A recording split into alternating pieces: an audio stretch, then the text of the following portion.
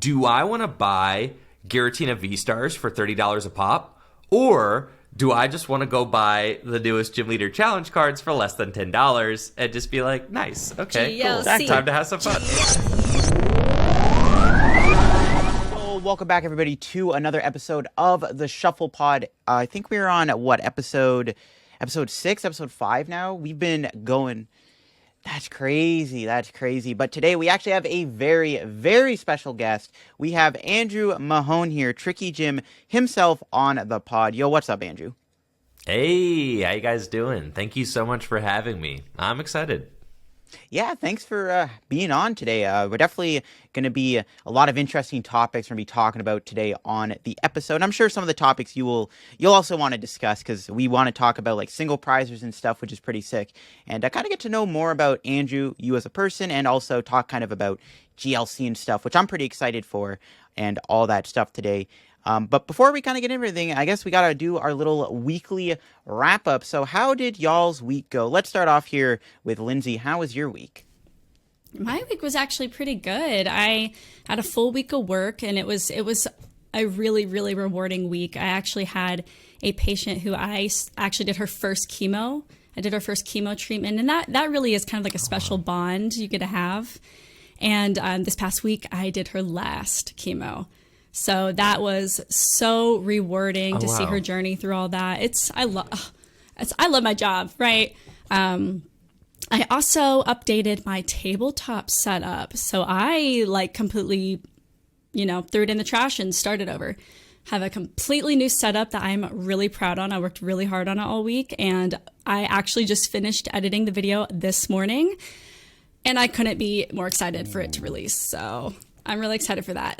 But yeah, that's pretty much been my week. I've actually a few days off coming up next week with Labor Day, and I'm only working one day next week, so I'm kind of prepping for my relaxation. But what about you, LDF? What was your week like? My week, well, actually, it's kind of funny since we're recording this episode kind of a little bit after we usually record it. So I've actually had a pretty crazy kind of, I guess, it's been like 2 weeks now, I think, because I've had 2 weekends to actually talk about here real quick. So since last episode, I didn't get to talk about it. So last Saturday, I ended up going to the Fan Expo eBay Pokemon tournament that I think like Zach Lesage was helping to run and stuff, which was really cool seeing eBay Canada kind of link up with Fan Expo, which is basically like just, it's Comic-Con essentially. And they had a lot of like the Stranger Things actors there, which was kind of cool. So it was like a really crazy event. Yeah, everyone was like all dressed up and everything. Everyone was cosplaying. The vibes were pretty sick. And of course, there was the Fan Expo tournament going on there, which was awesome to see eBay kind of working with Pokemon people in the Pokemon community to like run these tournaments. And I ended up getting third place at the tournament with Reggie. Reggie's like pretty sick right now. It's so good in the meta right now. Just can't really beat Duraludon, but I even think the deck can beat Flying Pikachu. And I even got like a sweet like trophy for getting third place and everything. It was pretty cool. It was a really cool experience. So hopefully eBay does more of these tournaments in the future, because it was a lot of fun. And it's really cool to see like a big company like eBay actually kind of diving into the Pokemon trading card game at like a competitive level. And then, I mean, I guess I could talk about my weekend, how it's been right now, because that was last weekend, and now we can talk about this weekend. I didn't do too much. I did go to my local league on Friday. We had like our little like fun free tournament. I ended up winning it with Reggie again, because Reggie is just a broken deck right now. I'm considering it for Baltimore. No leaks right there, but it might be the play for Baltimore for me. I'm just really enjoying Reggie. I got to open up some Lost Origins product while I was there on Friday. I'm looking to maybe build Hisuian Zoroark V-Star in real life, because I think Giratina is going to be a little too expensive. Yeah, I think Zoroark's pretty good. I got a playset of Gengars and everything. I think the deck's actually really good. I've been testing a little bit of it, IRL, like practicing, and the deck's actually been playing pretty well. Being able to one-hit KO things for just a single double turbo is kind of insane. So definitely looking forward to trying out Zoroark.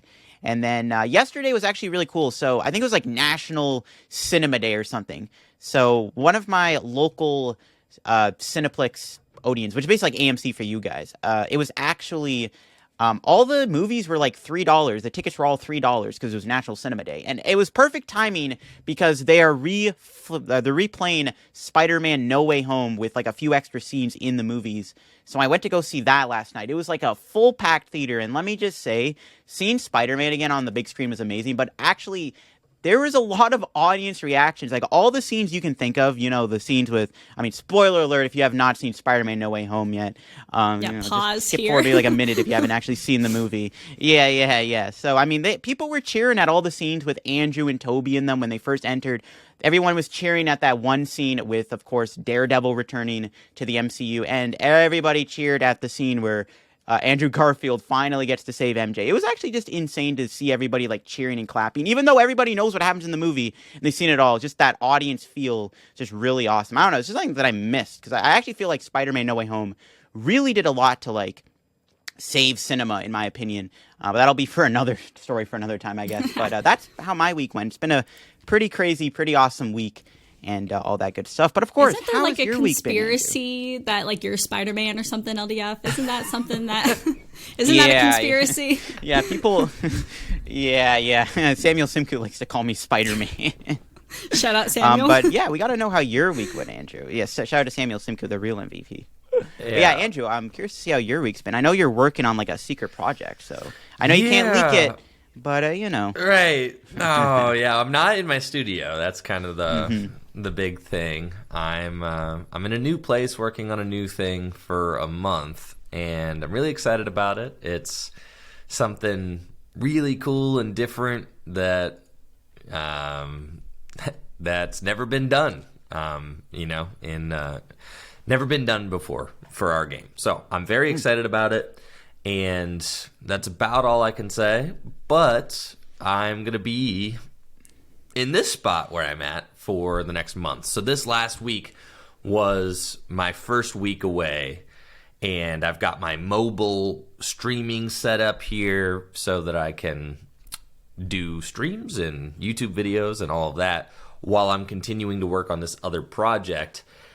So every day for me right now is like double time. I mean, I'm basically just working doubles every single day because I'm still trying to keep as much of my old schedule as possible, streaming and doing YouTube videos while also working on this new project. So it's a lot. But we got the first week in the books, so I have survived, and I'm really excited for the weeks ahead. Rings of Power just came out, so I'm super geeking about that. I've been loving Rings of Power, the first 2 episodes. I'm a huge Lord of the Rings fan, and also watching House of the Dragon, also great. So super into those fantasy shows coming out right now, and it's giving me some great TV to watch while I'm out here, so I'm stoked about that. Yeah, I did watch those 2 episodes last night, actually. But Andrew, tell us a little bit about yourself outside of Pokemon. So, sheesh. Outside of Pokemon, I mean, like, growing up, I was kind of like, I love skateboarding. I love Pokemon. I was also a competitive runner in high school and college. So my other big things outside of Pokemon cards would be skateboarding and running. I've kind of, I competed at the national level in Division III running.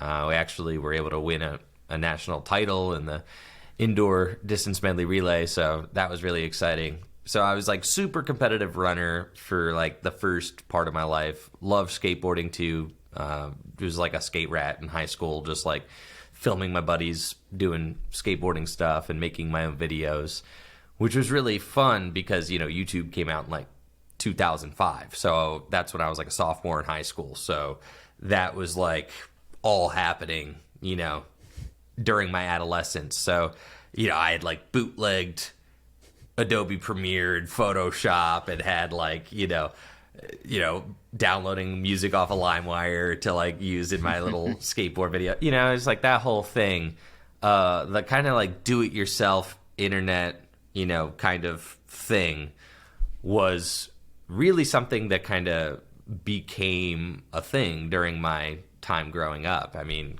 YouTube came out when I was in high school. So like we were all obsessed with that and just making our own stuff and putting it out there for people to see. And that was super neat. I had met like some of some early friends just on the internet posting videos of myself skateboarding on like message boards. It was super funny, and having those kinds of online interactions. So I actually didn't start playing Pokemon competitively until after college, when I was done with running, and kind of was like looking to fill that void, wanted something else to compete in.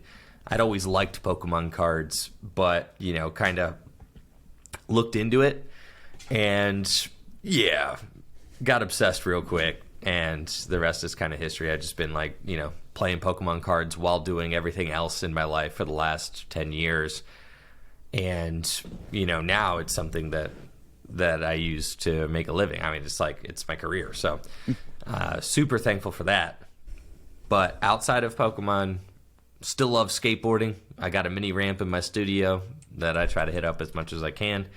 I like working out, playing Pokemon Go, those kinds of things. And traveling now, doing a lot more of that than I ever have in my life. I mean, with Pokemon and like various projects and things like that. Traveling, I guess, is becoming like a serious part of my life. So that's been interesting as well. Yeah, sounds interesting. I know traveling is like kind of back in the fray now with a lot of the people in the Pokemon community, because now that IRL is back, we all got to travel to all these big tournaments and everything.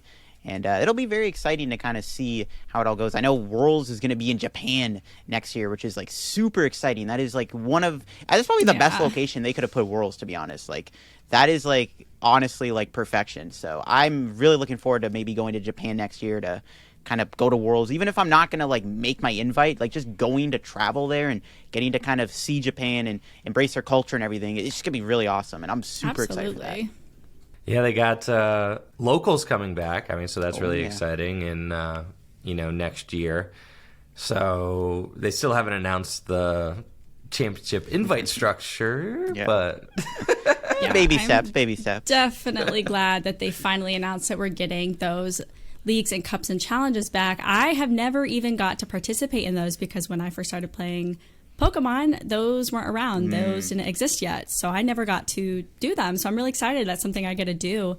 If you guys want to talk about it, there's just like a little bit of a controversial spice in there. There's some people that are mad about them coming back.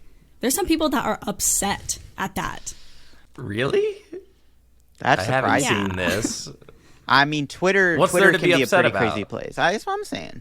I think I think it's like you kind of need these because a lot of people can't afford to travel all these places for regionals. And I mean, it is part of the experience going to regionals and everything and traveling, but you definitely kind of need the locals to be back in order to kind of keep it kind of like a good balance, because not everyone can afford to, fly all over the country and even all over the world in some cases to go compete. It adds up pretty quick. What's the argument for somebody who's upset? Like, give me the crux. What do these people say?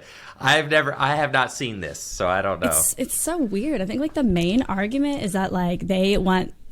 I mean, like, to be honest, like I don't really know, but like it's from what I've seen, it's people saying that like, oh, like if you need to go to regionals to be able to get your world invite because like the best people go to regionals and like it's they don't want somebody who could just do like super well at locals. Yeah. Grind cups to get that kind of gatekeeping is so cringe to me. Just like it is. Yeah. I think that's like super lame. Just get good and just beat them at the world championships if you're not concerned about it. Exactly. Yeah, I think that's a pretty lousy argument to make because it's like, like obviously the world championships is meant for the people that like did really well over the season and it's like the best of the best competing, but just because you win a regionals doesn't mean you're the best of the best, you know what I mean? So it's definitely better to have cups too because it gives more people an opportunity to go to worlds, and it's better too in my opinion, especially with it being in Japan this year. There's a bigger incentive I think to actually want to go to worlds, so I definitely think that it's just a really bad like kind of argument to make there. You gotta have these different kind of stepping stones in the competitive scene because regionals cost $70 now. It's a lot to I know, I saw a lot of discourse on that. Yeah, it's a lot to make the trip to go to one, and it's a very high barrier to entry going to a regional for your like first experience. You want to be able to get people up to that level, and league challenges and league cups are good stepping stones to get you kind of prepared for the regional experience. Unfortunately, this kind of like pretentiousness and gatekeeping kind of mentality is not new. I mean, this exists kind of in lots of competitive games. There used to be people who would argue that if you only qualified for the first day of the World Championships, you didn't actually qualify for Worlds because you just qualified for the grinder. Like you just qualified for baby Worlds, basically. Like that kind of mentality used to be a thing. And just like, dude, nah, you can't, don't even let those kind of people, just because someone can type out a phrase or, something on Twitter doesn't mean that their opinion is worth taking seriously. So just let that stuff go with the breeze. It doesn't even matter. Yeah, everybody's always got their really interesting takes on Twitter nowadays, and I think that's definitely one of the more toxic gatekeeping takes I've ever seen, to be honest. Just like League Cup should not be a thing, or people are mad at it. It's like, come on, man, really, like it's stepping stones, like you said yourself, and not everybody, like a newer player, it's more intimidating for them to kind of get into a regionals, because regionals are, it's big. I went to my first big regionals with NEIC. Or my first like internationals or whatever, and it was like it wasn't intimidating, but it was a lot to take in. I mean, you got like 2 days of Pokemon, especially if you make day 2. You have to perform really well to make day 2. You're playing against a lot of other really good players. The more you're winning in the tournament, the higher the skill level is going to get. Like in your first couple rounds of regionals, you might be playing against people that aren't as experienced or as like they know as much about the game, and then as you start winning, you're going to start getting paired against like better and better players, and it can be a lot to take in. And I do think we kind of need these like smaller things like League Cups to kind of have that balance it out and get people kind of into that environment and kind of learn the experience more before, you know what I mean? So you just want to encourage people to play. Exactly. And if if people's only experience or ability to play is at a 1,000-player regionals that cost them $70 just to enter, and then like hundreds of dollars for hotels and travel and things like that, if you're saying that someone's out the door like $800 for a regional experience and it didn't exactly go well, they're not going to be incentivized to continue playing with no other options to play. So from an organic grow the game level, the locals are really important just to support those scenes and those up and coming players that are trying to enter the scene, right? So that's all really cool. Something that I have had the thought that they should just do away with championship points altogether, and in order to qualify for Worlds, you got to top 8 a regional. Period. It's just that's the only way to get one. I've had that thought. And I don't think it'd be the worst. I mean, it certainly has its pros and cons. I don't think that, because that, in some ways, that does help alleviate the grind cost, right? If you're really good, you could just go to a regional top 8 and you're in Worlds. And you don't have to grind, right? So there's that factor. Like, I mean, I top 8'd 2 regionals last year and didn't qualify for Worlds. That kind of was like, yeah, that's kind of nuts, I guess. That is kind of insane. Yeah. I think you yeah, and so like I don't think that the championship point structure is perfect by any means, and I don't even think that it necessarily rewards the best players. Sometimes I think it rewards the players that have the most money or can travel to the most places or go to the most internationals and things like that. But it's I think it's always something that's just worth looking at critically. Don't just accept it for what it is, because things can always improve and be tweaked. But but to be upset that locals are returning, I think is just silly. So the Shuffle Squad and this podcast is proudly sponsored by Atlas Collectibles. So make sure when you are visiting atlascollectibles.com, you use code TSS12 to save yourself 12%. It's perfect timing. The Lost Origin just came out. You can go save yourself 12% on some of those new cards that we got to buy. You can now email us. We will be adding a segment where you can ask the pod or give us suggestions, and you can now send the email to podcast@theshufflesquad.com. I ordered some Japanese packs online, and I ordered 2 Japanese Lost Origin boxes just probably like a few weeks ago. Actually, it was probably like a month or over ago, and actually pulled an alternate art Giratina V. Oh, yeah. I remember way. seeing that on That's Twitter. So sick. Yeah, it's gorgeous. It's a gorgeous card. It's pretty nice. That and the Aerodactyl, I'm really excited to try to pull. I did pull the Aerodactyl alt art in Japanese. Oh, you did? Nice. I wanted that one too. I'll trade you. Well, I don't know about you guys. It's been super rainy in Georgia like all week. And it's just, it would be nice if we could get kind of a clear, outlook, a clear view of what the meta forecast is going to be this week. What do you guys think? I agree. I liked that transision. That was good. Yeah. You like that, John? Yeah. John's our editor. that was sick. That was sick. Got him. Yeah, Okay. It's been excessive heat warnings every day here. So Oh, yeah, man. Heat waves been faking me out, Yeah.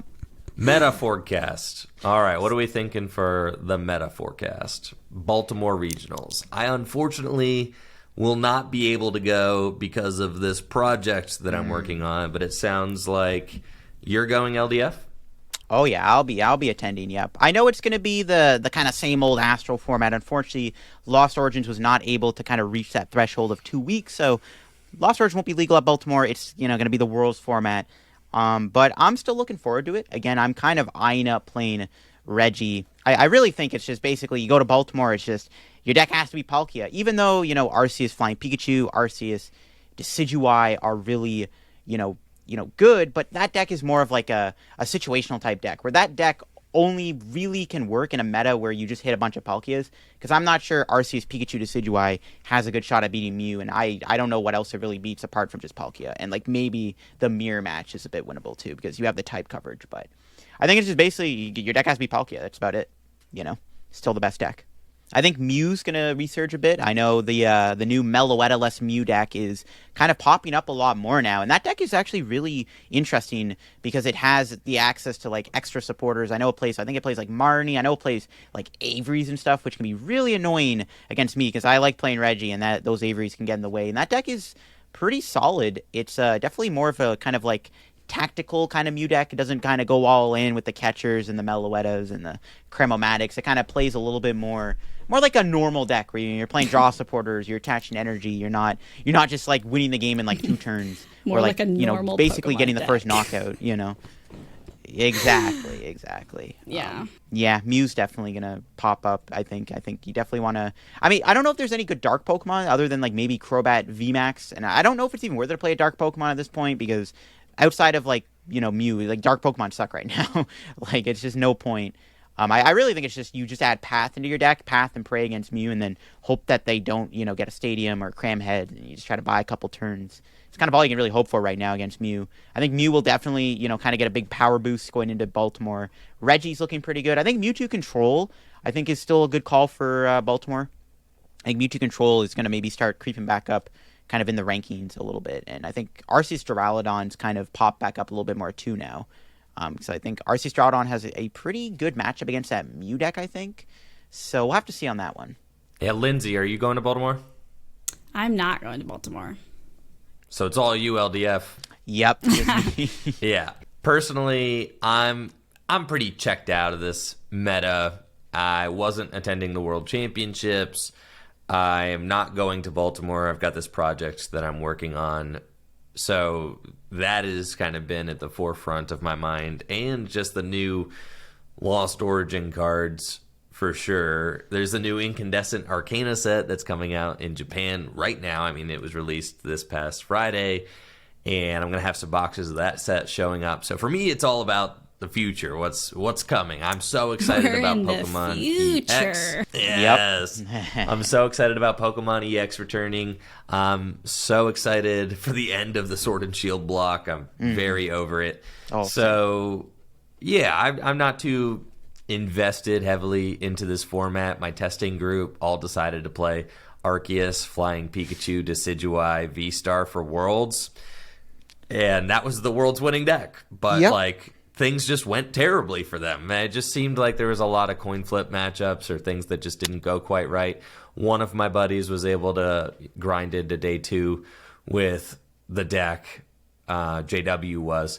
But I remember seeing that tweet. JW didn't end up doing too well day 2, even though it's like our group had the right deck, but it just feels like there's so many things that are kind of outside of your control, or you need to go just right, and this format's very cutthroat. So it's it's just something that I've kind of checked out of mentally. Yeah. I do think that Palkia is still the best deck. I agree with you that if you want to do well in this format, you absolutely have to beat Palkia. And I do think that Mew is still just a very good deck for sure, and that Mew does best when it's underestimated. So, won top 8 at the World Championships, something like that. And I think that Mew could certainly continue to be popular in the weeks ahead. Yeah, I think Mew's going to be really good. I'll have to see if that Meloetalus Mew deck is kind of the play for Baltimore. But yeah, this is kind of why I enjoy playing Reggie's right now, is because Reggie is just really, really fun to play. It's fun to play a single prize deck, and it's also fun to play a single prize deck that beats the best decks. I mean, being able to Reggie Alecki, a Palkia, or Reggie Rock and Arceus is really satisfying. Or Reggie Gigacine, a 3-prize Pokemon. And that's why I've been really enjoying the deck right now, because it's fun to play. I was kind of in that same boat. It's I could play, Arceus or Palkia or whatever, but it's the way the format is right now, a lot of the time going second puts you at a, this massive disadvantage. And, going first is just so good right now. And it's just whiffing an energy or not getting an attack for one turn, or it's just you get punished for just things not going your way, which just feels really bad. And that's kind of why I'm just enjoying Reggie, because you don't have to worry about that with that deck. You can fall behind 2 or 3 prizes and still very easily win a game. And that's why I enjoy Reggie right now. And I'm just also kind of checked out, where it's just the same thing over and over, you know what I mean? And with the way the format is, with Palkia being able to Accelerate Energy and Radiant Greninja you out of nowhere, or Arceus getting 2 cards out of the deck, it's just they just go boss choice spells. Okay, what can I do? So I think that the format has definitely gone on a little bit longer than it typically would, because Lost Origin was a set that was pushed back slightly. Yeah, I mean, it's funny. Lost Origin's not even in stores yet. I mean, it's coming out right now. And we're already getting advertisements for the next set, which is what the heck? It's crazy. And that gap's not even that long either. I think it's September to November? Yeah. Yeah. So we're going to get pre-releases. It's crazy. So the next couple sets are going to come just like this. And then I think we're going to be in the new Scarlet and Violet era before we know it. This is kind of a crazy place to be, because the Sword and Shield block was completely eaten up by the pandemic, basically, right? Yeah, literally. It feels like not that long ago, Cosmic Eclipse was out. That was the end of the Sun and Moon era, right? And I'm just Arceus, Dialga, Palkia, Tag Team Pokemon GX. It hasn't been that long. We only got 1 World Championships so far with the Sword and Shield era Pokemon, which is just craziness. Yeah. And I'm ready to move on, though. Honestly, of all the eras, I think the Sword and Shield era, of every single era of Pokemon cards, the Sword and Shield era is my least favorite. I have to agree with you on that one, yeah. 100%, man. No, it's not close. It's not close. It's my least favorite era of Pokemon. Good riddance. I'm over it. Good riddance. That's just so crazy, because I've only played competitive Pokemon with the Inteleon engine. This is all I've known, so I'm kind of excited to get out of it. Yeah, because I remember when Shaman and Dedenne and Crobat were a thing, and it's now the Inteleon engine's kind of the way to go, and then you got Bitbarrel, and I'm kind of glad they're kind of bringing back more traditional draw engines like Bitbarrel and stuff. But yeah, I'm definitely just over the Sword and Shield era too. It's just the 3 prizers I think were just kind of a mistake, and of course I think V-Stars are good intentions, but I feel like they definitely made some of the V-Stars just a little too good, and it just kind of ruins the entire thing. 'Cause I feel why play any other V-Star when you can just play Arceus or Palkia? It's what's the point? Why would I ever play all evolve from Vs that the V-Stars knock out. They all do, which is that to me is what? Why would you do that? So that the first player to get their V-Star to play to knock out your V is has won a third of the game. Basically, yeah. And a lot of the time it's just at that point it's impossible to come back. So bro. Yeah, I agree. Yeah. So that's what makes the early Sun and Moon era so good, and that's why there are so many players who look on that era of the game so fondly is because the GX Pokemon evolved from single prizers. So you had cards like Gardevoir GX who evolved from a Ralts, right? And you could pair that card with other single prizers. Like you could have a Gardevoir GX deck that had Gardevoir GXs and Gallade, right? And you could have your Kirlia evolve into either one. So there's so much strategy, so much cool card interactions. If your opponent knocks out your Ralts, they only win a sixth of the game, not a third. So like there's like that amount of slowing the game down and giving you the option of like when I want to put my liabilities into play, when I want to establish my board state with a two-prizer. I don't have to have a bunch of two-prizers on my board, you know, that are weak just to evolve them up into V-Stars the next turn, you know? So I really like that level of strategy that the single prizers evolving into two prizers brings to the game. And I'm going to welcome that back with open arms for sure. So very stoked about that. Yeah, I'm really excited for that kind of mechanic to come back. And I mean, we'll still have three prizers and two prizers that evolve from, you know, two prizers in the format still. But once we kind of get to the point where it's just Scarlet and Violet on, we'll kind of be back to like kind of a more slow-paced, thought-out, tactical, more skillful format where it's not just relying on my deck can hit you for weakness, so I basically win, or I get the first knockout on your two prize, or I win type of thing. So definitely looking forward to kind of that coming back into the forefront of the meta. Even though the EXs, the new EXs are still, from the looks of it, they are still very, very powerful. They still look to do a lot of damage, a lot of HP. We'll see how they balance that out, if they make single prizers, if they buff them or whatever. But we'll have to see on that. But I am glad that they are kind of going back to like an early Sun and Moon era of the game. I think we definitely kind of needed that for the TCG at the moment, because people are just really tired of the 2 and 3 prize era of just like Sword and Shield, super turbo, hyper aggressive, winning the game, and half a knockout wins you the game type of thing. So for sure. Before we dive into the single prize decks and the GLC and a little bit more of the main part of the podcast, we're going to play our Poke-X word game. So this is going to be LDF and Mahone working together to guess that Pokemon. So 1, 2, 3, 4, 5, 6, 7, 8, 9. Your Pokemon has 9 letters. Ooh. I think it's pretty hard to guess just based off of 9 letters. So I'll go ahead and give you the next hint. It is Generation 5. Okay. 9 letters, Gen 5. Okay. So what 9-letter Pokemon exists in Gen 5? I know Gen 5 pretty well. Thankfully, I do have some good knowledge on this. I've played the Black and White games tons of times. Gen 5 is one of my favorite generations, to be honest. It's also got my favorite Pokemon in it, Hydreigon. So let's see. How many letters in Hydreigon? Yeah, I was thinking that. Yeah, it might be Hydreigon. Now we got Hydrigon. Ooh, I think that's 9. It's 9. Could it be? Is it Hydreigon? It is not. Oh, dang it! Dang, close. So I'll go ahead and give y'all the type. The type is it is a bug and a fire Pokemon. Oh, it's Volcarona. Ding, ding, ding. Volcarona? Yeah, there we go. Volcarona, yep. Ain't too many firebugs out there. No, that's true. That is a pretty unique typing. Not too many. Not too many firebugs. Yeah, no. Mm-hmm. That was quick, too. We were able to kind of guess that really fast. I think all the other episodes we've just been like, it took us at least to the last hint to get it, so that was nice, just getting it like right away. So yeah, Volcarona, yeah, definitely a unique Pokemon. One of the, actually, I think it's like a really good Pokemon too in the video games, like competitively and like actually to use. Yeah, so definitely a good one.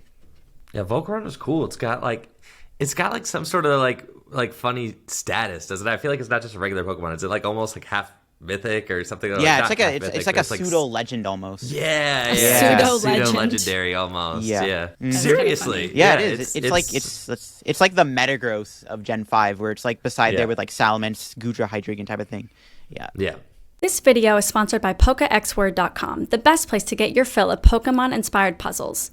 New puzzles are posted every Sunday, and it's a great way to disconnect and have some fun. Not only that, but they also host monthly giveaways on their channel. I personally complete these puzzles every week and can honestly say that they're pretty challenging. They've recently added a puzzle with flavor text only, which is a ton of fun. Be sure to follow PokeXWord on Twitter to get notified when new puzzles are posted and when their giveaways are live.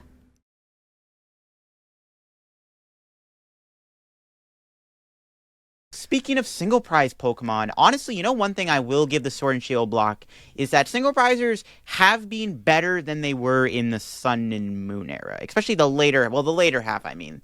Like the later half of the Sun and Moon era when tag teams were all the rage. The only single prize deck I think that really existed that was even worth playing was Blacephalon. And that was just you had to one-hit KO your opponent in order for that deck to be good. But Sword and Shield, I did like Blacephalon, though. Yeah, that was a very good deck, And that is one thing I will give the Sword and Shield block, is single prizers have been more relevant now than they have been in the last, like, 3 years, you know? The 3-4 years of Arceus, TCG. Dialga, and Palkia GX definitely just, like, ended all hopes of single prize Pokemon, because there were some really cool single prize Pokemon in the Sun and Moon era and the late X and Y era. You know, Zoroark from Breakthrough, and there was a lot of really cool stuff going on. And the Zapdos Jirachi deck, I love that deck. That was a fun one. Yep. The little Buzzwole, Zap Beast. There's a lot of Trash really cool stuff Landscar going Boulder. on. Yep, but then Arceus Dialga. Okay, so the tag team era killed the single prizers. So I don't like to say that the whole Sun and Moon era was bad for single prizers, because it wasn't. No, but it was just that the later Sun and Moon era definitely killed it. Yeah, I think it was like I think it was either Unified Minds or Unbroken Bonds is when like single prizers started to like fall off really fast. Like honestly, like when Team Up came out, Pikarom was like really good, Celosaur was good, but those decks were bodied by like Zapbeast and stuff, and single prizers were still good with Pikarom, but kind of once things like Reshiram and Charizard GX came out with like Welder, and then like all these like big thing like Mewtwo, Mewtag team, of course ADP being the big one, Luke Metal, even like all these big tag team Pokemon, and like especially ADP when it made it so you just take 2 prizes for killing a single prizer. It was just terrible. And I think the format was also starting to get really, really, really fast with cards like Welder and Dedenne coming out. Dedenne, and then Crobat came out alongside Dedenne. So you could draw like 13 cards basically right there. And it's like, it was crazy. So single prizers really fell off hard. But again, I think the Sword and Shield era really kind of saw a resurgence of single prizers. I mean, the Inteleon engine alone kind of reinforced that, where now the Inteleon engine, a single prize mechanic, a stage 2 Pokemon, is now like the new draw engine. That was something we hadn't seen before, and that I think kind of did help revive single prizers a little bit. I still think stuff like Mew VMAX, and of course the big one was not having bench barrier in the format at first in the Sword and Shield era, really hurt, because everyone played Urshifu. Jolteon VMAX was another good deck, and the single prizers just didn't have a chance against Urshifu and Jolteon. So, like, we needed Manaphy to come back. And Brilliant Stars did revive him. I mean, there was a few cool single prize decks. I know the Roscothan Dark Box deck kind of blew up kind of when Mew got really popular. So that was cool to see. But I think really Brilliant Stars is where, like, the single prizers started to really come back. So, like, this year specifically, 2022, is I think when really the single prizers started to come back in the format and actually started to, like, compete with some of these top-level decks. Of course, we had Malamar, we have Reggie, which I think is the best single-prize deck to play. We have the Radiant Charizard deck, which I think is going to get even better with Lost Origins. Lunatone. There's all these other rocks. Luna, The rocks. The elephant in the room, I forgot. Don't leave out the rocks. Yes. I completely forgot about the rocks. Yeah, even How could Lunatone you Solrock, forget? another big one. The Zoroark box. There's, I mean, like, Mad Party still never really even got its like shine, and like I'm kind of upset about that. Like it's so I'm wondering how Lost Zone or like the Lost Origin is also Slowbro. kind of impact. Right, The Slowbro? Slowbro, the new Slowbro. Yes, Cleaver. and Radiant Charizard are Radiant 2 really Charizards. big cards for single prizers. There's even the Radiant Greninja deck with the Frostmoth and the Inteleon engine. Yeah, Frostmoth box, right? Yep. That's another one. And there were like some other fun decks too. I know like a few like interesting rogue decks. There was the Obstagoon deck, the Obstagoon one. When that deck was like good at first because like cards like Chance Care didn't exist, so it didn't like have like that really bad auto loss. Mew VMAX was really popular, and the Obstagoon deck at first was good. And like I know like Boltund, I think kind of caught a little bit of popularity too. Like there were these like fun little single price decks that you could play, and honestly they weren't even like terrible. They weren't like, it wasn't like in the ADP meta where like you play a single prize deck and it's just like there's no chance against most of these top decks. And even going to the VMAX era with like all these like Urshifu and Jolteon and like Eternatus, like these big bulky Pokemon that could like wipe your board off with rapid flow. Like some of these single prizers were still pretty okay. Like Obstagoon and Boltund were kind of like the two Fusion Strike decks I can think of that were like kind of the fun little single prize decks, the Fusion Strike era. Brilliant Stars added a lot of really cool single prize Pokemon. I know the Lucario was a really fun one. The baby Lucario deck. That I think you did a video on that actually recently, Andrew, which was a really cool video. And I think Lucario is a pretty fun card to play. I tried it out at first when Brilliant Stars came out, and I loved it because it's very good on a Stage 1 Pokemon, being able to self-accelerate energy, hit the pretty good weakness against Arceus. It could one-shot things, didn't have a damage cap. I played it with like Galarian Moltres, which was a really fun counter box type deck where you had like the Moltres for the Mew and then the Lucario for the Arceus, and then you just also had like really strong single prizers that could deal with anything else that wasn't Arceus or Mew. And I think single prizers really have been coming back in a big way. And of course, Astral Radiance gave us Reggie, which is my favorite deck to play right now because it is a single prize deck. It's also, in my opinion, one of the best decks in the format right now. Yeah, Reggie's cool. I had a point in this past year where I wanted to love Reggie. That was like, I really wanted Reggie to be my favorite deck, and I was investing into it, but my goodness, sometimes, you got like the 4 Ordinary Rod in there, and sometimes they're just all in your hand. Yep. It's like weird stuff just happens with that deck that I just... Oh, God. The most stressful things happen with that pile sometimes, but it is true, incredibly satisfying when you get it, firing off just right, which are that's the same exact feelings I had about Malamar, because I think that looking back at the 2022 season, Rapid Strike Malamar coming out in late 2021 was like the single prize deck, right? It was kind of like this era's Baby Blacephalon deck, where it was very all similar. it really does is just gets a big hand and blows things up. So that's kind of the idea, and it was a very strong deck, but also was a little inconsistent. And if one thing went wrong, you're off the rails. That's kind of how I feel about the Reggies right now. I feel like if your hand clunks up a little bit weird, it's just like, dang, I whiffed it. Like, you need to keep hitting like the cards you need turn after turn. When that happens, you win the game. But like if there's weird Avery plays or something like that, or your Ordinary Rod's clunked up, and then just like, and you miss a beat, then it could be disastrous. So I like the Reggie deck. The Reggie deck is a deck that is just completely unique all by itself, though, because you cannot play any other Pokemon with the Reggie deck, right? So it's just like the Reggie deck is the Reggie deck. It's one of those things that was like they just printed the Reggie deck. Yeah. Which I have, my feelings about. Like, why do you just keep printing decks? But it's fine. All right, you printed the Reggie deck. It kind of just, there it is. Yeah. And now there's more unique decks that are coming out, though. Like your kind of Radiant Charizard and Tellian box decks. Those are all kind of like very funky and unique and all over the place, and I really like that. So what I'm hoping for in the formats to come is that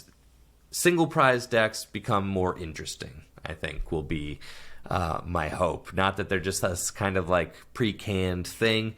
Though this is something that's gone back. I mean, Night March was like a pre-canned deck that was just like, here's your Night March deck. Yeah. That was pretty dominant for a while. Yep. Yeah. I just hope that these decks become more interesting and have some, interesting strategies, and then like fit well with the new EX Pokemon. I hope that they jive well together. Yeah, I agree. I'd like to see that too. And I know Lost Origins has given us more really cool single price decks. I think the new Cramorant coming out is really fascinating. That card can attack for like 0 energy. If you have 4 cards in the Lost Zone, you just like go Comfy a couple times and you're already there. And that deck, I think, is really good, actually, with the new Sableye, which is like Blacephalon Fireworks Bomb. I think it's like you have to have 10. Yeah, the new Sableye, it's very, very good. I think it's, 10, 12 cards in the Lost Zone? 10 in the Lost Zone and 12 damage counters. Yep. Yeah, and that's another really cool single prize card. And the new What's that? That Sableye. That Sableye is going to be good. I don't think people realize how good that card's going to be. Isn't it? It's just one energy, isn't it? Is it just one psychic energy? You can just place 12 damage counters. Energy, right.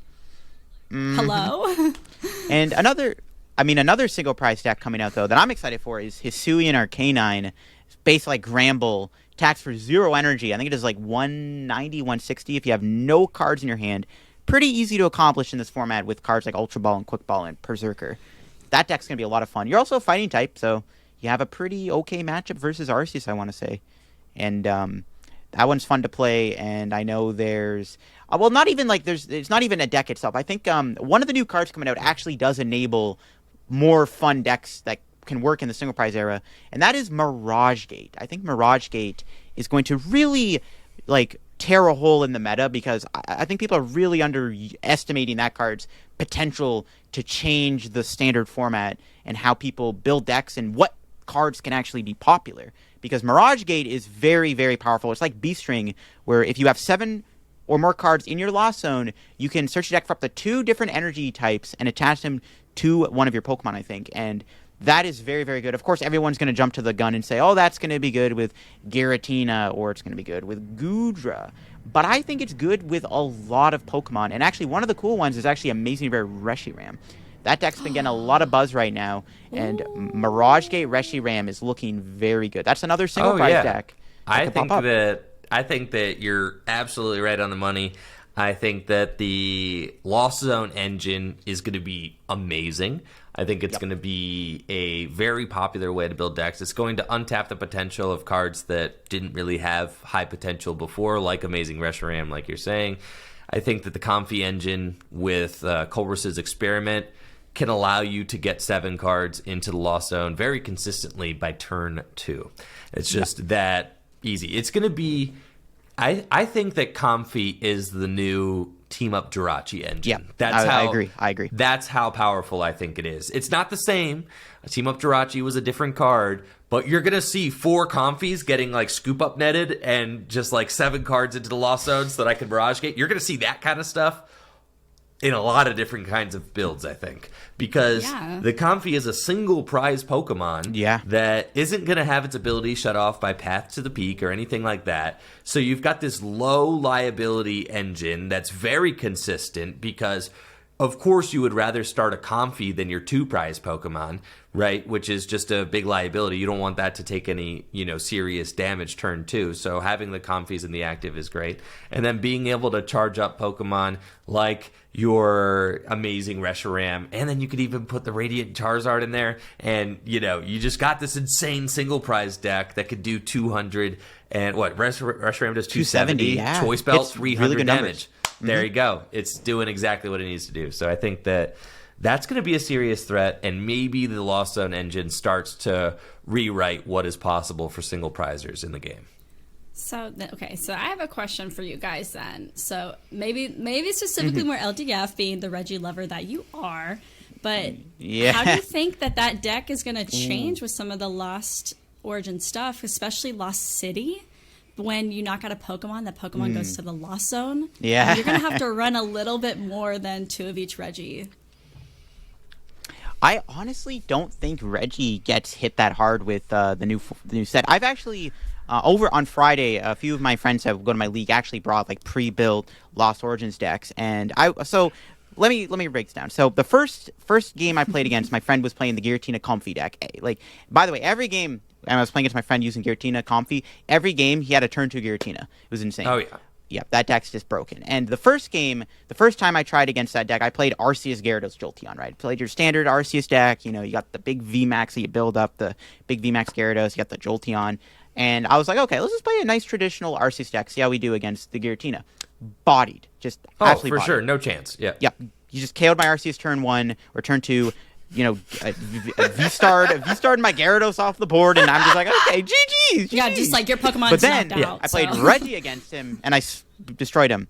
Yeah, I think that Giratina V-Star is really bad against single prizers, and you're really going to have to kind of dilute the deck if you want to get your Giratina V-Star deck to be able to beat a single prize deck. You're going to have to put Pokemon like Cramorant and Pokemon like Sableye, like many of them, not just like one won't do it.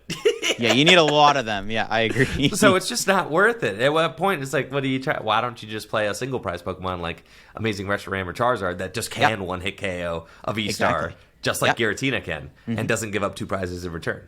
So. Yeah.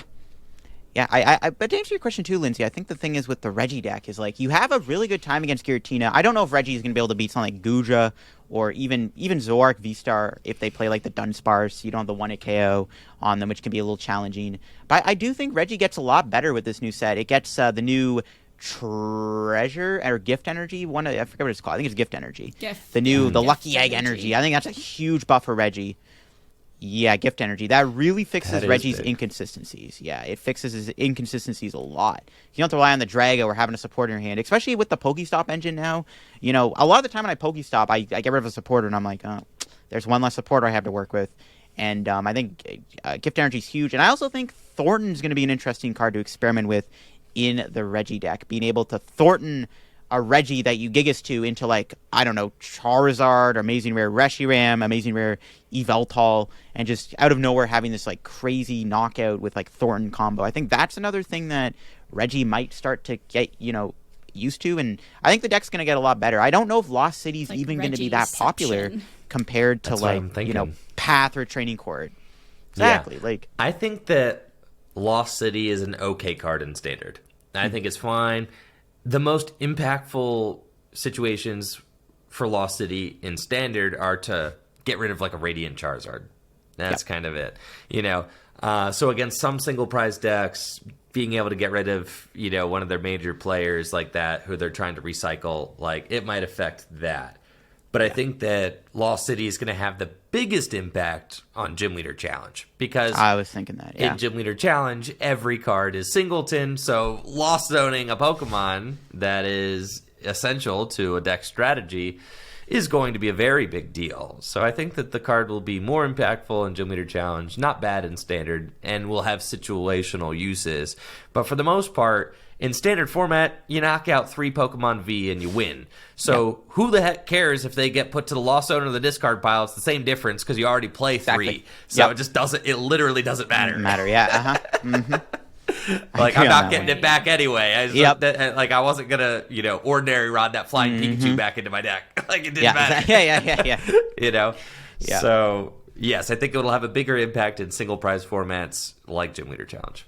And speaking of Gym Leader Challenge, Andrew, do you kind of want to give us like a quick, brief kind of overview of like what got you to create the format? Because I remember last year, I know you created it. I know it was like during the tag team era with ADP, and I know that was probably a big factor in why you kind of created Gym Leader Challenge. And kind of give us like a brief overview of like why you made it, and like it's been interesting also is how successful it's been. But let's hear it. Yeah. So it was July of 2021, and it was peak Arceus, Dialga, and Palkia format, turn 1 Mawile GX, rip your, Pokemon out of your hand, and then, whatever, turn 2, knock out your guy, take 2 prizes. Yeah, so, like, I was kind of checked out of Standard at that point because I just wasn't super invested. There was no regional championships on the horizon because we were in the middle of the pandemic, and I was not enjoying expanded format because I felt like expanded format has kind of just been neglected by the Pokemon Company, which is fine. I just don't think that expanded makes a lot of sense with the way the current card design is, because all of the old item and trainer cards are the most powerful item and trainers that have ever existed. We're never getting another Floatstone. We're never going to get another Battle Compressor. We probably aren't getting another Trainer's Mail, and who knows about Versus Seeker. I mean, all of the best trainer cards are old. Many of them, I should say. And they're like Muscle Band. Like those, like really Fighting powerful Fury ones. Belt. Max Elixir, these Max really Elixir. powerful cards. Yes. So you have all the most broken old item cards, but none of the old Pokemon can survive with the new Pokemon. All of your old generation Pokemon EX from the Black and White era, not a single one of those is playable pretty much. Yeah, for the most part, unless it puts some effect on the board, like, like a Manaphy giving you free retreat or something like that.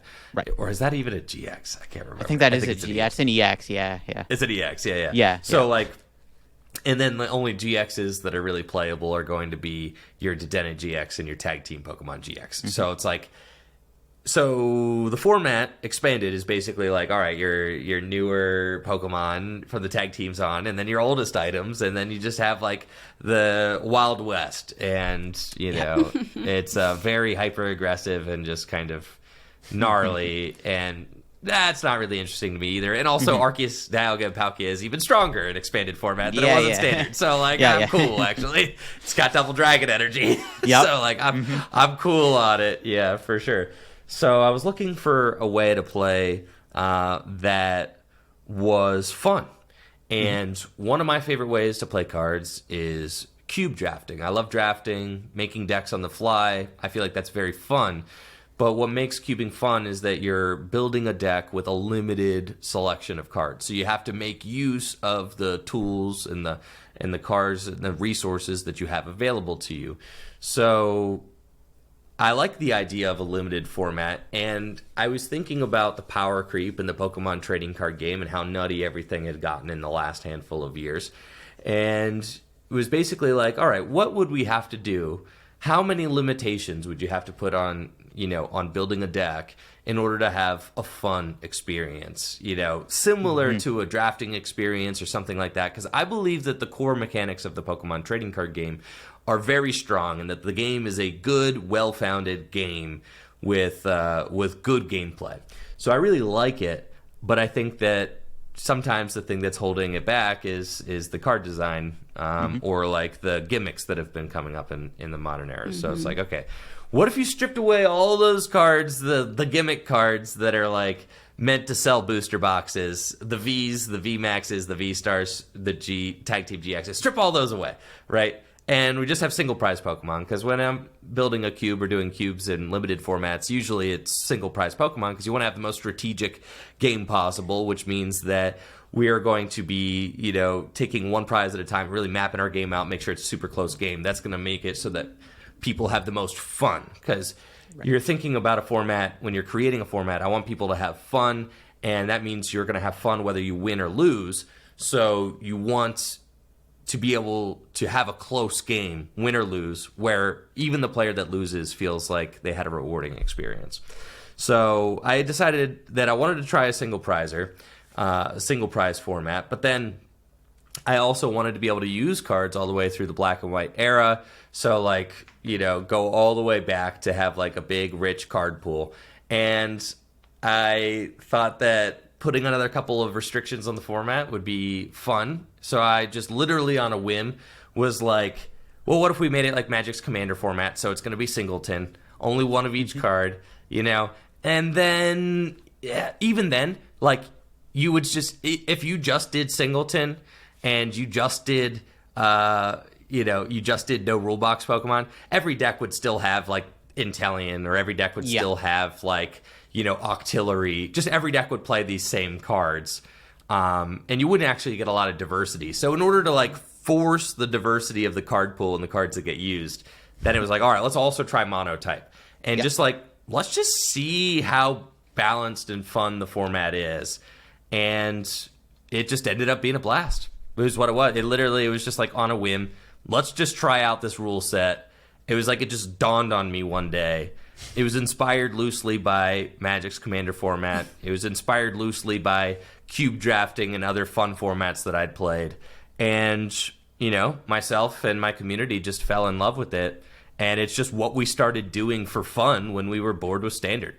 So that's just what it started out as. And now it's grown into, quite its own beast. So it's been really cool to see. Yeah, it's now an official, like, Pokemon thing. Like, it's right. Yeah, it's like the I've technical... literally built my first GLC deck IRL because I gotta bring it to Baltimore, and I really enjoy experimenting with a lot of these GLC cards, and I'm really excited to kind of try them out. And this kind of goes to my point is like, I'm somebody who likes to play all types of different decks. Even if I know the card is bad or not good, I'll still try it out, have some fun. And GLC, I think, really kind of rewards that mindset more than standard, because I've tried a lot of different GLC combos. I know there's that amazing rare Kyogre deck that's like arguably the best deck now in GLC, and before that deck really took off, I remember building that too, and I'm like, this amazing rare Kyogre, what if we centralize a deck around Kyogre? We got Milotic, you have Frostmoth, Blastoise, like there's no way it can be bad, right? And then of course, I've tried out other experimental cards in GLC. I've tried out Garbodor, Garbotoxin. What if we just made like a super aggressive psychic deck with just like a Garbodor in it and just shut off all the abilities, played like N and Ace Trainer? It's super good. I love Garbodor. Even as like a 1/1, it works. I mean, you can get it out very consistently, and it feels like the format's really been evolving and growing and rewarding that sense of discovery, which has been the most exciting part for me, is that players are just having fun playing the card game and having fun piloting their decks. And I think that's the novel thing about a singleton deck, is that it is just very fun to play. And because there's so many unique cards in it, each time you play the deck, you're going to have a different experience, and that makes you want to keep coming back for more, to try it again, change a few cards, try it again, because it is such a unique experience playing a Gym Leader Challenge deck. So I think that that's something that players have really been enjoying about the format, and also that it's just, in a funny way, more accessible than Standard. It's like... In one way, it's tough because there's this huge card pool of cards. We try to make that as not intimidating as possible. There's some getting started guides on gymleaderchallenge.com. You can read up on all the, kind of the top cards of each type or whatever. But like, my suggestion for anybody trying it would be to just like go on pkmncards.com and just build your own deck. Just have fun, just like get your favorite type together and pick all your favorite Pokemon of that type and have your friends do the same thing and just start playing. And just don't read anything. Don't look at any tournament results. Don't do any of that. Just you and your friends just start playing from the ground up, and I promise you'll have fun.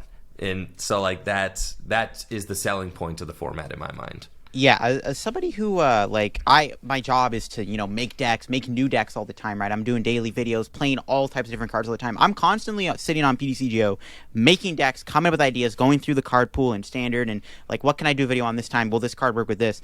But I will say building decks for GLC is actually a lot of fun to play, because I've tried, like, different strategies before. Like I said earlier, I've even tried to make Maxie's Hidden Baltric Archeops a thing in GLC. Like, I have tried all these different GLC, like all these old cards that probably suck in Expanded or in Standard, but what if I build a deck around it in GLC and try to make it work? And it's actually a lot of fun to play, especially with that super large card pool and having, only play one of each card in your deck. It's actually really fun to it's like a puzzle almost, trying to build a deck around a strategy. Like, okay, what cards can I play? If I only play one of this card, how consistently will I find it? Should I play another card to help find it? Like, should I play like Stadium Nav if I'm playing like a heavy, if I need to find this one stadium to help me out, or should I play this or that? Like, I just think it's really rewarding and fun to build a deck in GLC. Again, it's like building a puzzle almost, because you're going through this large pool of cards and you're kind of seeing what works and what doesn't work, compared to, building a deck for Standard, where it's like super easy. It's like a 4 Money, 4 research, 2 boss, maybe a Bruno or whatever, or like an Avery, and then 2 Air Balloon, 2 Choice Belt, easy peasy. There's your deck right there, right? So. And you can hop on a limit list. You can take the most recent tournament winning list. You build it, and then in a couple of months, it might just not be meta relevant anymore. So you just are out, a couple $100 or whatever it costs to build the deck. And how much has that happened over the course of the last couple of years? I mean, just think about the Sword and Shield block, right? It was, man, Zacian was so good when it first came out. Obviously one of the best basic Pokemon, a Sword and Shield, set 1. Then we go to Rebel Clash. Oh, it's all about Dragapult VMAX. Dragapult VMAX is nuts, like literally an invincible deck. And then the very next set, Eternatus VMAX. Yeah. Oh my god. You are so stupid if you bought those Dragapults, because now they're never going to be good again. Yeah. And then Urshifu VMAX. Oh, you're so stupid if you bought those Eternatus VMAX because they literally are unplayable now. Yep. And then That is Urshifu so came true. out. Oh my god. Shadow Rider. And then Mew VMAX. Oh, you're so dumb if you've got those Urshifus because you cannot beat Mew VMAX, dude. No shot. And then Arceus and Palkia. It's like they just, every single set is like the next big card, the next big card, the next big card. Imagine being a casual player and trying to be invested in this standard format. It's just going to be heartbreaking. Where, as with Gym Leader Challenge, when a new card comes out, when new cards come out, when new sets drop, if there's some new good cards for your Gym Leader Challenge deck, that's like 2 or 3 good cards out of like a 60 card singleton deck. So your deck is changing more slowly, which is perfect for a casual format. You can build a Gym Leader Challenge deck today, put it on your shelf, bring it back in 6 to 12 months, and you will still be able to have fun playing that Gym Leader Challenge deck against other Gym Leader Challenge decks. I can almost guarantee it. And you can update your deck for dollars, not very bad. So say there's you've got a super gnarly fire deck that you love. You've already got your Pokemon Go Charizard. You've already got your Delphox or your Magcargo, which just none of those cards cost you very much. But then you put it on the shelf and you come back in 8 months and there's 2 good new fire Pokemon that came out. You're like, cool. All right, I'll add those to my fire deck. And then you're good to go. And you're right back in the mix and you're right back ready to have fun.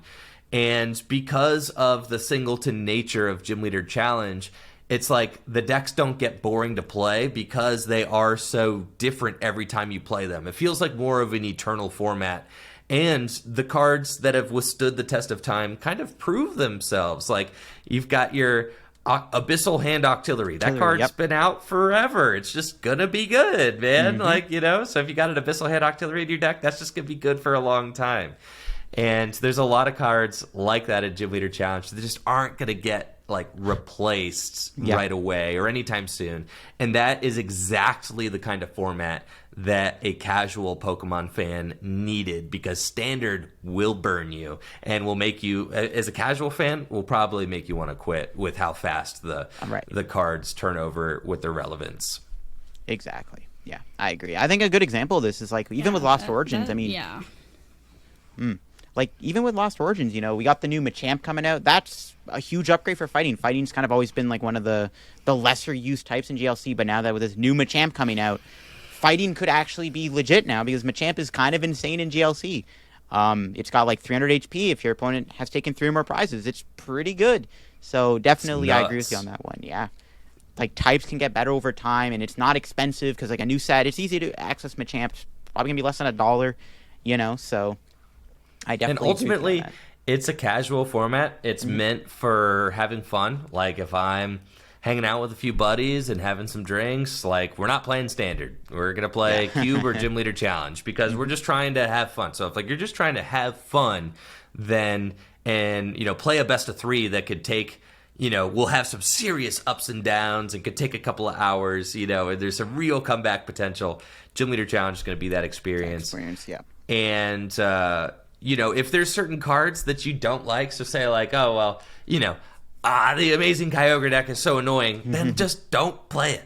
You and your buddies just don't build that deck and don't play against it. It just is what it is. That deck's kind of cheesy, so let's just not have it.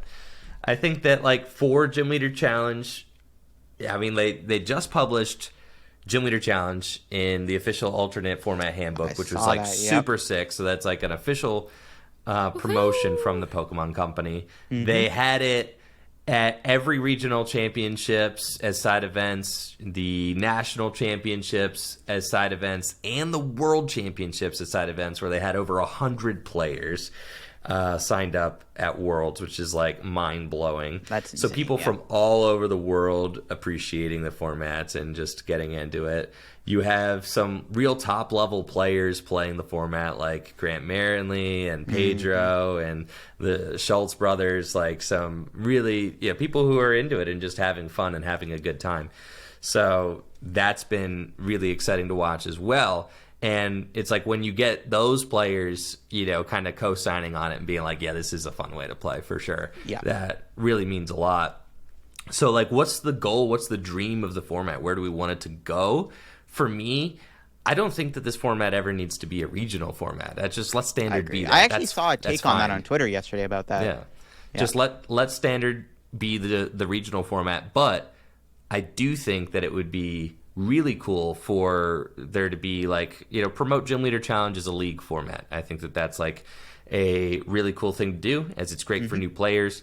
Yeah. And I also think that Pokemon should host a Gym Leader Challenge special event once a year. I think that just like huge special event That'd be cute. where they I think promote. that'd be really cute. That'd be a good idea. Oh, yeah. They stream it. They promote the format. So that just helps create awareness and also just promote the idea of it. And then have some sort of special prize or whatever for like the winner of the special event. But let that just be like a celebration of the format that they promote once a year. It helps to grow the format. It gives players who really like this format something to look forward to every year. But then it doesn't have to turn into the sweaty grind fest that is standard, because I just don't want those things to, I don't want it to be that, right? Kind of like Magic's Commander format. You know, I mean, you want it to be the casual, you know, league night format that players, that's the most popular format. I mean, Commander is Magic's most popular format, and it's a fan-made format. Yep. So the sky is literally the limit, for sure. Yeah, I'm excited to kind of see what they do with GLC in the future. And with the kind of side events being a thing now for GLC, Pokemon are literally acknowledging it and having it in actual tournaments, and people can compete and build decks for them. And it's really going to be exciting to see where GLC goes in the future, because it is a very fun format to play. And it's very different and satisfying to play something like that over, you know, standard, where the game can be over in like 2 or 3 turns. And it's just like, you know, because I know a lot of people in my league who don't really like the game that much. They play it anyways because, you know, they want to, you know, compete and stuff. But they say the standard format is terrible. And then, you know, after, you know, league night, they'll chill at league afterwards and just play like GLC for a little bit to kind of, you know, have that different experience. I can see LDF in the corner, like looking through his GLC deck, just like, yeah, you guys want to have some fun? I know how you can have some fun. Yeah. Whipping out GLC. Yep. There's been so many people who have told me that they have like Gym Leader Challenge as it's their league night format. That's just what it is now. Yeah. There's been Gym Leader Challenge leagues popping up all over the place. There's been a lot of people who've told me, like, I actually just don't play standard anymore. I literally just play Gym Leader Challenge. There's like a lot of Gym Leader Challenge exclusive players that I'm meeting now. And yeah, I see it because like, if, you know, left to my own device, if I wasn't competing for Worlds or whatever, yeah, that'd be me. Yeah, I wouldn't be buying if the new, like, to be honest, if a new set's coming out and you're a casual fan who's not competing for Worlds, do I want to buy Giratina V-Stars for $30 a pop? Or do I just want to go buy the newest Gym Leader Challenge cards for less than $10 and just be like, nice, okay, cool, time to have some fun. Exactly. Yeah, exactly. Right. That's the thing. Like, it's like, I'm not going to Worlds. You know? What do I need $200 worth of Giratinas for? Yeah, no, that's one thing with the V-Stars is, like, they're expensive, right? You get the Vs and the V-Stars. At least with EXs coming back, you just need the EXs now, which is like kind of another reason why it's healthy. A lot of them. You need 3 or 4. Like, you need like a play set, and that's expensive. You need 3 or 4 of them. Yeah, and that's super expensive. And kind of intimidating for newer players, because a card, 100%. If it is good, it's going to be expensive. Like, Arceus is like $40 right now. Like, something like that. Palkia is like a $40 card. You need like 3.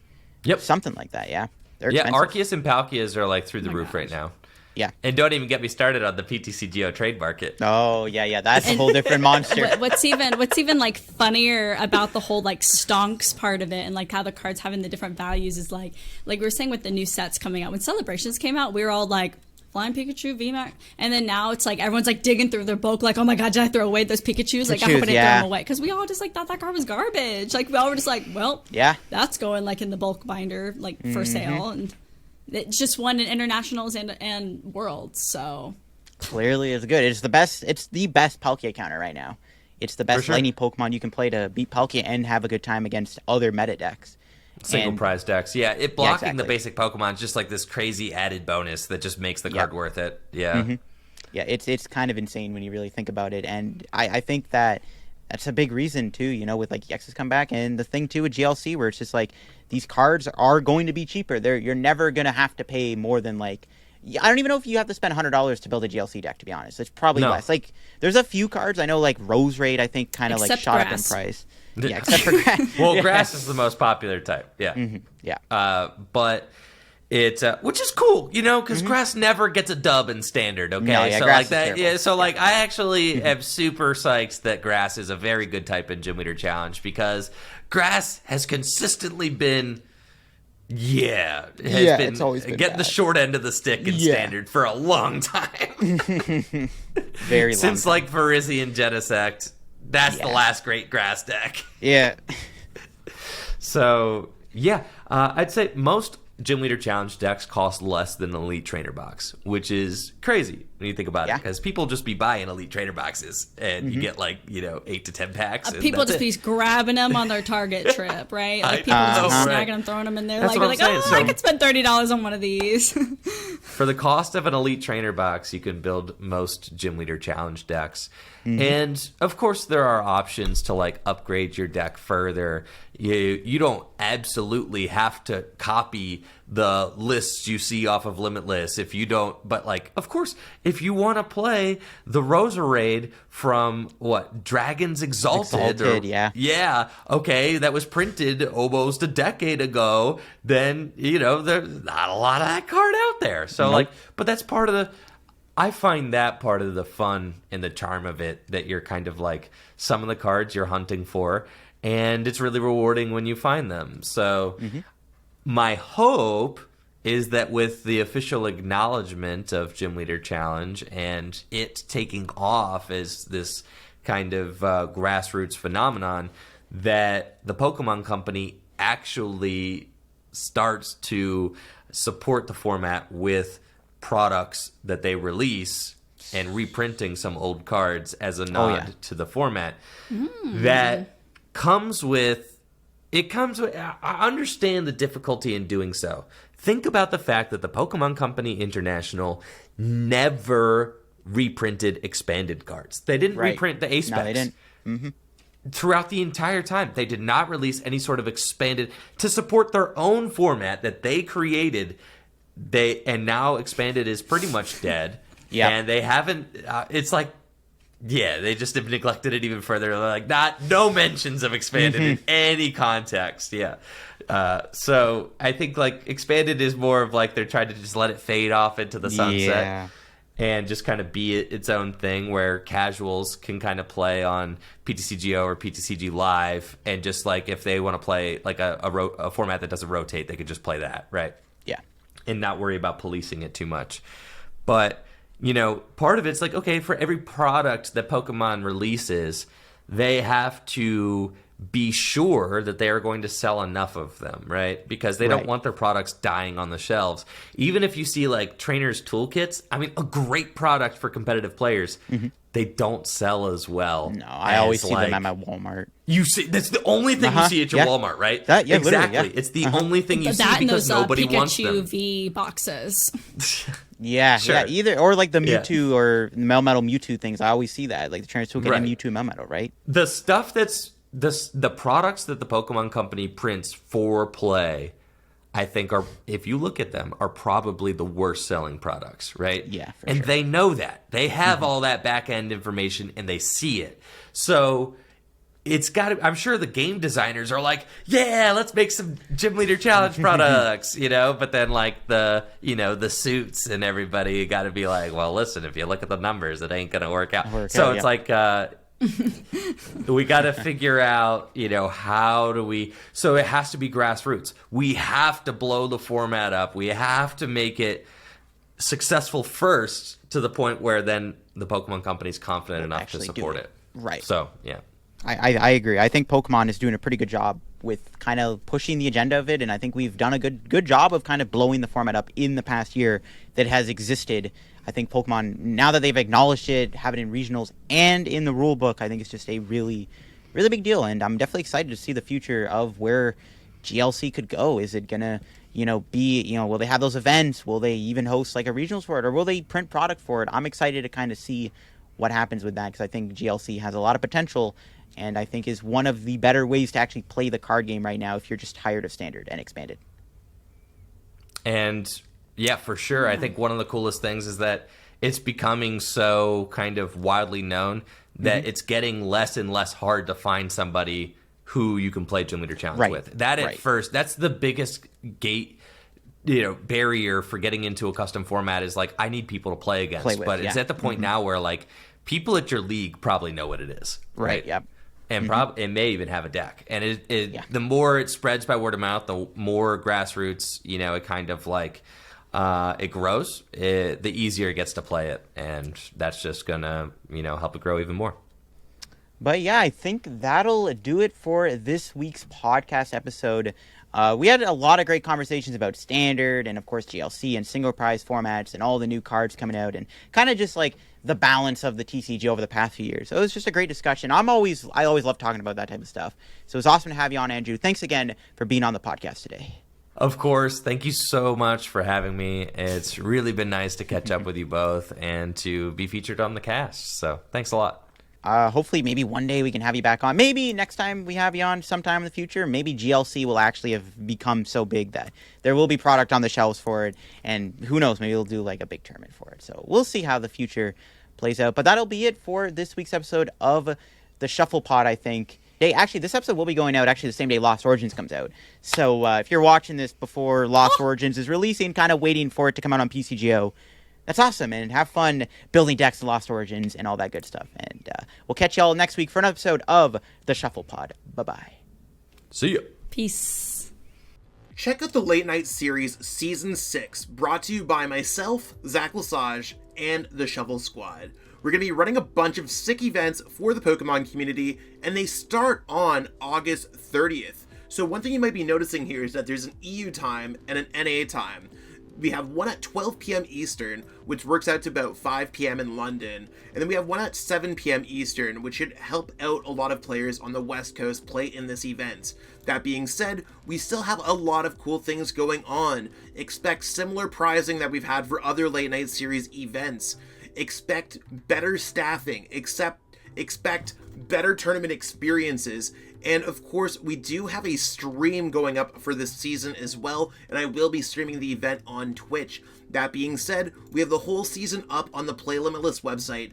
Late Night 51 all the way through 70 runs until we hit the Invitational on November 5th. So check that out, sign up today, and support Zach Lesage Events and the Shuffle Squad. See you there.